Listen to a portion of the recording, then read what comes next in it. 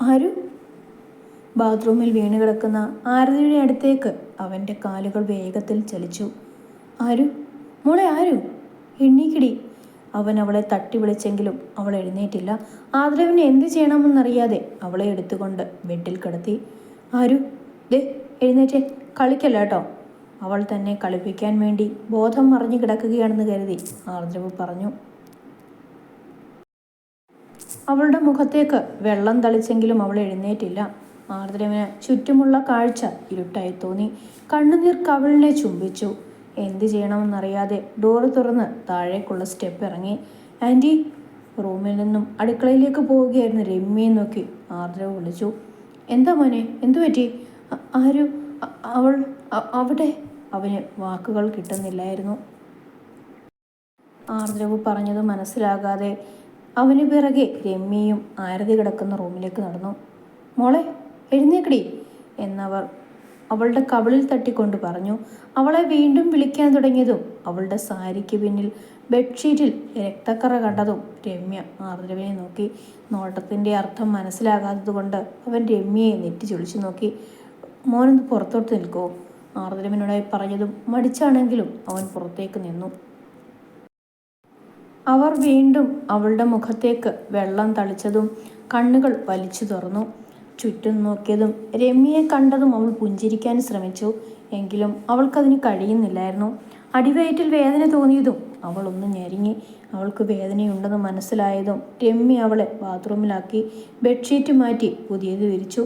തണുത്ത വെള്ളം തലയിലേക്ക് വീഴുന്നുണ്ടെങ്കിലും അവൾക്കത് ചൂടുവെള്ളമായി അനുഭവപ്പെട്ടു.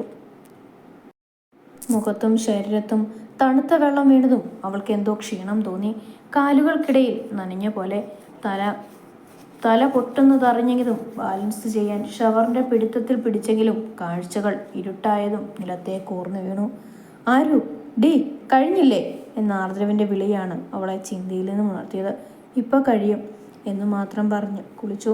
പുറത്തേക്കിറങ്ങി അവൾ കാണുന്നത് തന്നെ നോക്കിയിരിക്കുന്ന ആർദ്രവിനെയാണ്. തനിക്ക് എന്ത് സംഭവിച്ചു എന്ന ആർദ്രവിൻ്റെ ചോദ്യത്തിന് എന്തു പറയുമെന്നറിയാത്തതുകൊണ്ട് അവൾ ഒന്നും മിണ്ടാതെ മുടി ഡ്രയർ ചെയ്ത് ബെഡിൽ ഓരത്തായി കിടന്നു. ആരതി തന്നോടൊന്നും മിണ്ടാതെ കിടന്നത് കണ്ട് ആർദ്രവിന് നോവുണ്ടാക്കിയെങ്കിലും അവൾക്ക് വയ്യാത്തതുകൊണ്ട് അവളുടെ അടുത്തായി അവനും കിടന്നു. അവളുടെ വയറിലൂടെ കൈയിട്ട് തന്നിലേക്ക് ചേർത്ത് കിടത്തി. കഠിനമായ വയറുവേദനയിലും അവൻ്റെ പ്രവൃത്തി അവൾക്ക് കുളിരേകിയിരുന്നു. പതിയെ ആ കുളിർ പുഞ്ചിരിയായി അവളുടെ ചുണ്ടിൽ തട്ടിയെങ്കിലും അതിനധികം ആയുസ്സുണ്ടായിരുന്നില്ല.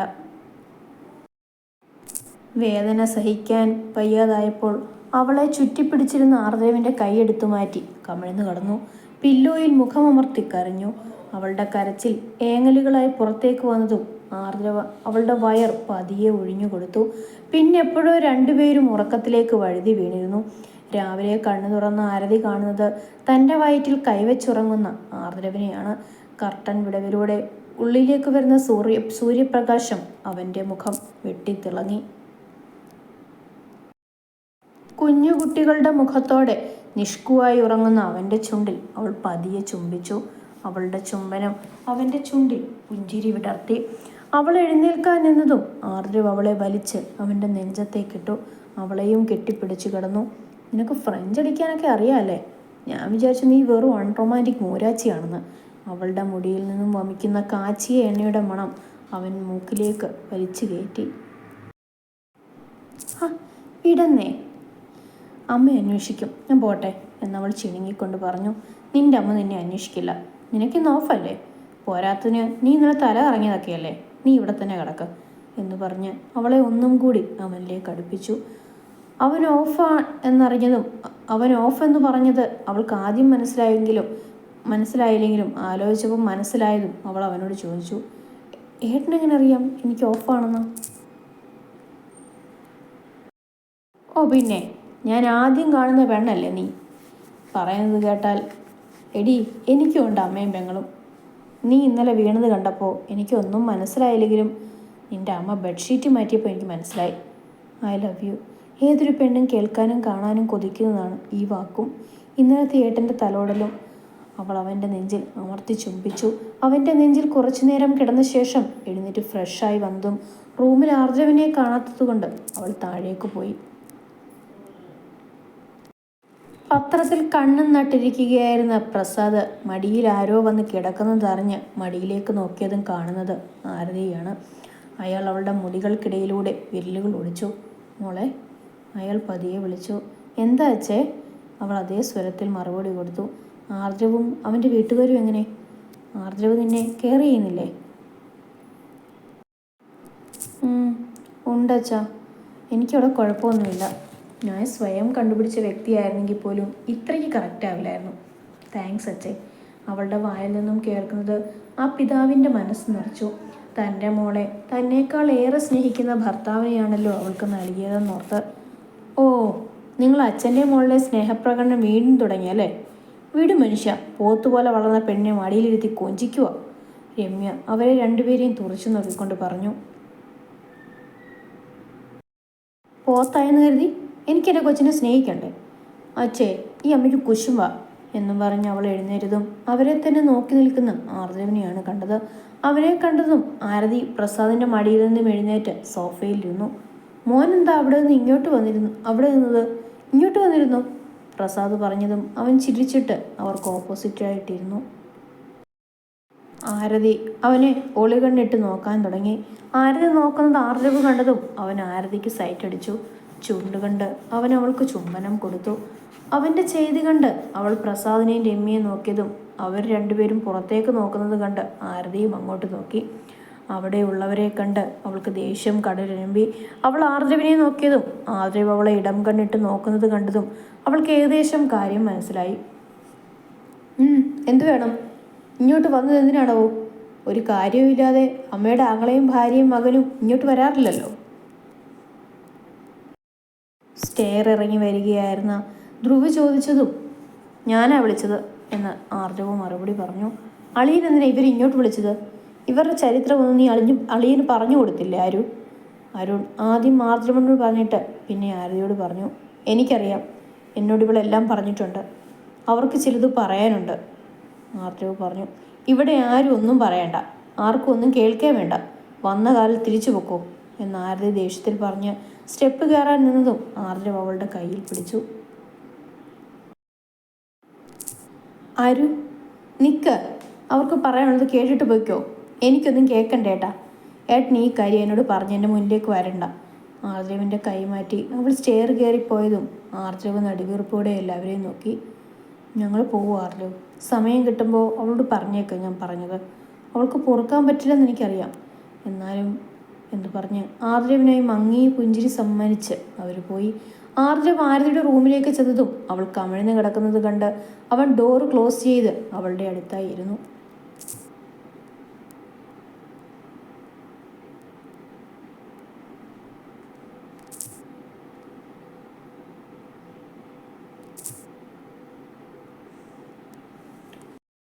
അവളുടെ മുടിയിഴകളിലൂടെ തലോടി. എന്തിനാരു? ഞാൻ പറഞ്ഞില്ലേ നിന്നോട് അവനെല്ലാം തുറന്ന്? വേണ്ട ആർദ്രവേട്ട, എനിക്ക് അയാളുടെ പേര് പോലും കേൾക്കുന്നത് വെറുപ്പാ. ഈ കാര്യം പറയും നമുക്കിടയിൽ പ്രശ്നം വേണ്ട. ആർദ്രവിനെ മുഴുമിപ്പിക്കാൻ സമ്മതിക്കാതെ ആരതി പറഞ്ഞു. അവിനാശ് തന്നോട് പറഞ്ഞ കാര്യങ്ങൾ ആരതിയോട് പറയാനായി ആർദ്രവ് തീരുമാനിച്ചു. ആരു, എനിക്ക് നിന്നോട് കുറച്ച് സംസാരിക്കാനുണ്ട്. ഇവിടെ വേണ്ട, ബീച്ചിൽ ഉച്ചയ്ക്ക് ഫുഡ് കഴിച്ചിട്ട് പോവാം എന്ന് ആർദ്രവ് പറഞ്ഞതും അവൾ അതിനൊന്ന് മൂളിക്കൊടുത്തു. ബീച്ചിലേക്ക് പോകാൻ വേണ്ടി റെഡിയാവുകയായിരുന്നു ആരതി. കുളി കഴിഞ്ഞ് വന്ന ആർദ്രവ് കാണുന്നത് സാരിയുടെ പ്ലേറ്റ് എടുക്കുന്ന ആരതിയെയാണ്. അവൻ ആരതിയെ മൊത്തത്തിലൊന്ന് നോക്കി.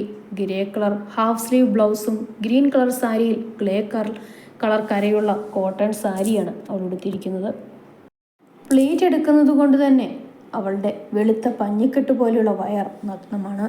അവൻ അതിലേക്ക് തന്നെ ഉറ്റുനോക്കിയതും വലതുഭാഗത്തായി ഒരു ചെറിയ മറുക് അവൻ കണ്ടതും അതവനിലെ പുരുഷനെ ഉണർത്തി. അവൻ അവൾ പോലും അറിയാതെ അവളുടെ അടുത്ത് ചെന്ന് മുട്ടുകുത്തിയിരുന്നു. മറുകിൽ അവൻ്റെ പല്ലുകൾ അമർത്തി. വയറിൽ തണുപ്പും അതിൻ്റെ കൂടെ വേദനയും വന്നതും അവൾ എരിവ് വലിച്ച് ആർദ്രവിനെ നോക്കി. അവൻ കള്ളച്ചിരിയോടെ അവളുടെ മറുകിൽ അമർത്തി ചുംബിച്ചു. ആരതിയുടെ ദേഹത്തുകൂടെ കറണ്ട് പാസ് ചെയ്തു പോയി. അത് കണ്ടതും അവൻ്റെ മനസ്സിൽ കുസൃതി വിരിഞ്ഞു. അവളെ എടുത്ത് ബെഡിൽ കിടത്തി അവളുടെ വയറിൽ നിന്നും സാരി മാറ്റി ആർദ്രവ് കടിച്ച ഭാഗം തിണർത്തി കിടക്കുന്ന സ്ഥലത്ത് അവൻ ചുണ്ടമർത്തി. അവിടെയെല്ലാം അവൻ്റെ ദന്തങ്ങളും ചുണ്ടും കുസൃതി കാട്ടി. അവൻ എഴുന്നേറ്റ് അവൾക്ക് മുകളിൽ അവളുടെ മുഖത്തേക്ക് ചുണ്ടു ചേർത്തു. പതിയെ തന്നെ നോക്കി വിറയ്ക്കുന്ന അവളുടെ അതരങ്ങളിലേക്ക് അവൻ ആഴ്ന്നിറങ്ങി. അവൾ തന്നെ ലാഭം വിധം പിടിച്ചു മാറ്റാൻ ശ്രമിച്ചെങ്കിലും അവൾ പരാജയപ്പെട്ടു. അവൻ അവളുടെ അധരങ്ങളെ സ്വതന്ത്രമാക്കിയതും അവൾ അവനെ പിടിച്ചുമാറ്റി കണ്ണാടിക്ക് മുമ്പിലേക്ക് ഓടി. അവളുടെ ചോര കല്ലിച്ച ചുണ്ട് കണ്ടതും അവൾ ആർദ്രവിനെ നോക്കി. ചുണ്ട് കൊച്ചി. ഇങ്ങനെ ഞാൻ വിചാരിച്ച പോലെയല്ല, ഇനി ഇവിടെ നിന്നാൽ ശരിയാവില്ല എന്ന് ആത്മഗതം പറഞ്ഞ് അവൾ ഡോറ് തുറന്ന് തൊട്ടപ്പുറത്തെ റൂമിലേക്ക് പോയി. അവൾ പോകുന്നത് നോക്കി നിന്നിട്ട് അവനും ഡ്രസ്സ് ചേഞ്ച് ചെയ്തു. എല്ലാവരോടും യാത്ര പറഞ്ഞ് ബീച്ച് ലക്ഷ്യമാക്കി ആർദ്രവ് കാർ ഡ്രൈവ് ചെയ്തു. ബീച്ച് എത്തിയതും ഒഴിഞ്ഞ സ്ഥലം നോക്കി മണൽപ്പരപ്പിലിരുന്നു.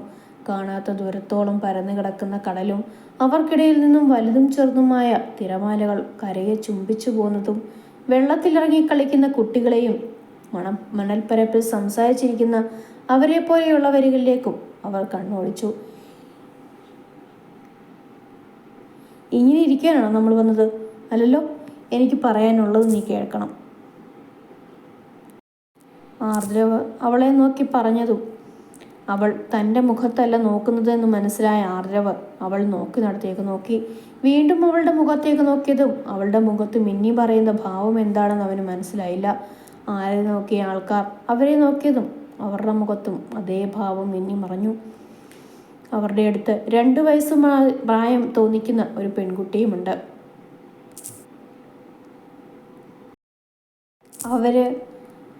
അവളുടെ അടുത്തേക്ക് നടക്കാൻ തുടങ്ങിയതും ആരതി എഴുന്നേറ്റ് അവരുടെ അടുത്തേക്ക് ചെന്നു. ഹൗ ഡെയർ യു എന്ന് പറഞ്ഞ് അതിലൊരു പെണ്ണ് അവളുടെ ഷോൾഡറിൽ പിടിച്ചു കുലുക്കി. അവളെ തല്ലാനൊങ്ങിയതും ആ പെണ്ണിൻ്റെ കൈ ആർദ്രവ് പിടിച്ചു.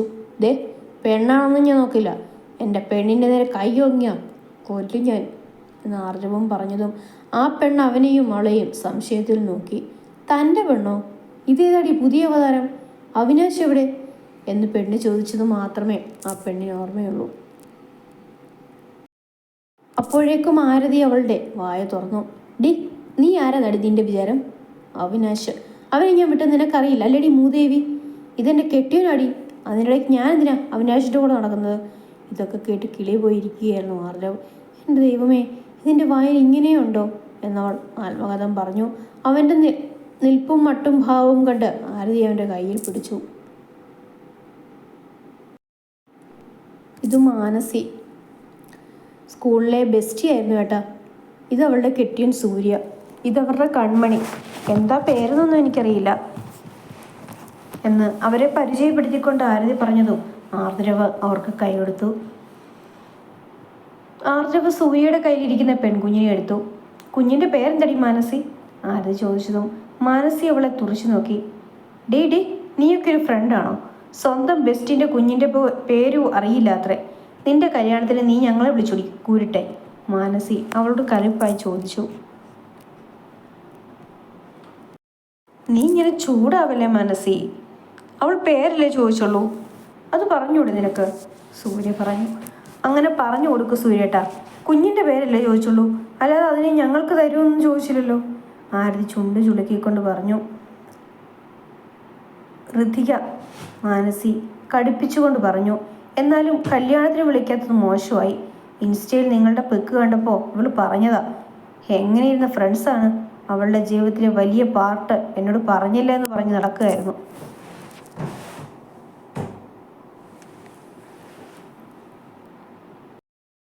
നിന്നെ കണ്ട കൊല്ലുമെന്ന് പറഞ്ഞ് നടക്കുകയായിരുന്നു. സൂര്യ പറഞ്ഞു. എൻ്റെ സൂര്യേട്ടാ, അതിന് ഈ മരം കോതയുടെ നമ്പർ എൻ്റെ കൈ വേണ്ടേ? എല്ലാ ബന്ധവും അവസാനിപ്പിച്ചതല്ലേ ഇവൾ എന്ന് പറഞ്ഞ് ആരതി കള്ളക്കണ്ണീർ കണ്ണിൽ വരുത്തിച്ചു. അത് കണ്ടു മാനസിയുടെ മനസ്സ് നിറഞ്ഞു. അച്ചൂടാ, എൻ്റെ ബെസ്റ്റ് കരയാണോ? ഡി, അന്ന് ഞാൻ അങ്ങനെ ഒരു മാനസികാവസ്ഥയിലായിരുന്നു. ഇങ്ങേർക്ക് സാനിയെ ഇഷ്ടമുള്ള കാര്യം അറിഞ്ഞ അന്ന് മുതൽ ഞാൻ വാലിന് തീ പിടിച്ച പോലെയായിരുന്നു. അപ്പോഴാ മറുത എനിക്ക് ഇങ്ങനെ പിടിച്ചുകൊണ്ട് കെട്ടിയിടാൻ ഐഡിയ പറഞ്ഞു തന്നത്. അപ്പോൾ അതാണ് തോന്നിയത്, സോ അത് ചെയ്തു. അതാ ഞാൻ നീയുമായിട്ടുള്ള കോണ്ടാക്റ്റ് അവസാനിപ്പിച്ചത്, മാനസി പറഞ്ഞു. എനിക്ക് അപ്പോഴേ തോന്നി അവളുടെ ബുദ്ധിയാകും അന്നത്തെ സംഭവത്തിൻ്റെ പിറകിലെന്ന്. എന്നിട്ട് പാവ സിനുവിനെ നീ, ആരതി പറഞ്ഞു. അവളിപ്പോൾ ആകെ മാറിയടി, അവൾക്കൊരു കുഞ്ഞുണ്ട് എന്ന് മാനസി പറഞ്ഞു നിർത്തിയതും ആർദ്രവ് അവരെന്തിനാ ഇങ്ങോട്ട് വന്നതെന്ന് മനസ്സിലായത്. സോറി കേട്ടോ ഡി ആരു, ഞാൻ നിന്നോട് പറയാൻ മറന്നു, അമ്മ വിളിച്ചിരുന്നു. പെട്ടെന്ന് വീട്ടിലേക്ക് വരാൻ പറഞ്ഞു എന്നവൻ ഒരു കള്ളം പറഞ്ഞു. അമ്മയോ? എന്ന് ഞാൻ പോവാട്ടോ, പിന്നെ കാണാം. നിന്റെ നമ്പർ ഇതാ എന്ന് ആരതി പറഞ്ഞതും മാനസി അവളുടെ ഫോൺ നമ്പർ കൊടുത്തു. അവരോട് ബൈ പറഞ്ഞ് അവർ കാറിൽ കയറിയിരുന്നു. എന്തിനായിട്ടാ അമ്മ വിളിച്ചത്? അവളോട് ശരിക്ക് സംസാരിക്കാൻ പോലും പറ്റിയില്ല. ആരതി പരിഭവം പറഞ്ഞു. അമ്മയൊന്നും വിളിച്ചിട്ടില്ല. ഞാൻ നിന്നെ എന്തിനാ ഇങ്ങോട്ട് കൊണ്ടുവന്നേ? കടൽ കാണാനല്ല, എനിക്ക് പറയാനുള്ളത് കേൾക്കാൻ വേണ്ടിയാണ്. മാനസി ഇവിടെ തന്നെ ഉണ്ടല്ലോ, മരിക്കുകയൊന്നും ചെയ്തിട്ടില്ലല്ലോ, എപ്പോൾ വേണമെങ്കിലും സംസാരിക്കാം. ഡ്രൈവ് ചെയ്യുന്നതിൻ്റെ ഇടയിൽ അവൻ പറഞ്ഞു. മറ്റൊന്നും പറയാനല്ലോ, അവിനാശ് പറഞ്ഞു നുണ പറയാനല്ലേ, എന്താന്ന് വെച്ചാൽ പറ എന്ന് പറഞ്ഞ് അവൾ റോഡിലേക്ക് കണ്ണു വായിപ്പിച്ചു. ഇവൾ ഈ നടയ്ക്കൊന്നും അടുക്കില്ല, വഴിയുണ്ട് എന്ന് ആത്മകഥം പറഞ്ഞ് അവൻ കാറ് വീട്ടിലേക്ക് വിട്ടു. ആരതി ആർദ്രവിനെ മൈൻഡ് ചെയ്യാതെ റൂമിലേക്ക് പോയി. അത് കണ്ട മാരതി അവൻ്റെ അടുത്തേക്ക് വന്നു. എന്താടാ മോൾക്ക് എന്തു പറ്റി? ഒന്നും മിണ്ടാതെ പോകുന്നു. ഒന്നുമില്ല, വീട്ടിൽ നിന്ന് പെട്ടെന്ന് വന്നതിൻ്റെ പരിഭവമാണ് എന്ന് പറഞ്ഞ് റൂമിൽ ആരതിയെ കാണാത്തത് കൊണ്ട് അവിടെ ഒന്നാകെ അവളെ തിരഞ്ഞു. ബാത്റൂമിൽ നിന്നും വെള്ളം വീഴുന്ന ശബ്ദം കേട്ട് അവൻ അവിടെ തന്നെ നിന്നു. അവൾ വരുന്നതും കാത്ത്. എന്നെ മനസ്സിലാക്കാൻ ഇവിടെ ആരുമില്ല എന്ന് മനസ്സിൽ പിറുപുറത്തുകൊണ്ട് അവൾ കുളി കഴിഞ്ഞ് റൂമിലേക്ക് വന്നതും അവളെ കാത്ത് അവിടെ നിൽക്കുന്ന ആർദ്രവിനെ മൈൻഡ് ചെയ്യാതെ മുടി ഡ്രയർ ചെയ്യാൻ മിററിൻ്റെ മുന്നിൽ ചെന്ന് നിന്നു. ആർദ്രവ് എഴുന്നേറ്റ് അവളുടെ അടുത്ത് പോയി നിന്നു. അവളുടെ കയ്യിൽ നിന്നും ഡ്രയർ എടുത്ത് അവളുടെ മുടി ഇണക്കി. ആരു, നീ ഇനിയും വാശി പിടിക്കല്ലേ, ഞാൻ പറയട്ടെ, എന്നിട്ട് നീ തീരുമാനിക്ക്. അവിനാശ് തെറ്റുകാരനാണോ അല്ലയോ എന്ന്. നിങ്ങൾ പറ, എന്ത് വിചാരിക്കണമെന്നൊക്കെ എൻ്റെ ഇഷ്ടമാണ്. ആർദ്രവ് അവളെ ഒന്ന് നോക്കിയിട്ട് അവിനാശ് പറഞ്ഞത് മുഴുവൻ അവളോട് പറഞ്ഞു.